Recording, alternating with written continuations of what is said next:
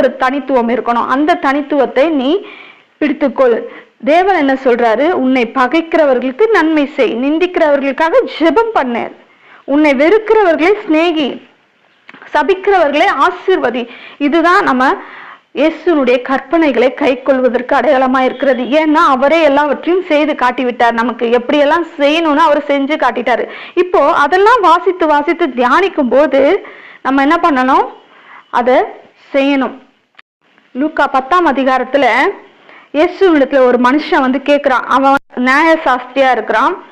அவரை சோதிக்கும்படியா வந்து கேட்கிறான், நித்திய ஜீவனை தரித்து கொள்ளும்படி நான் என்ன செய்யணும் அப்படின்னு சொல்லும் போது அவர் என்ன சொல்றாரு? உனக்குதான் நியாய பிரமாணம் எல்லாம் தெரியுமே, நியாய பிரமாணம் நீ வாசிக்கலையா? அதுல என்ன சொல்லியிருக்கோ அதைப்படி செய் அப்படின்னு சொல்லும் போது அவன் பிரதி உத்தரமாக, உன் தேவனாகிய கர்த்தரிடத்தில் உன் முழு இருதயத்தோடும், உன் முழு ஆத்மாவோடும், உன் முழு பலத்தோடும், உன் முழு சிந்தையோடும் அன்பு கூர்ந்து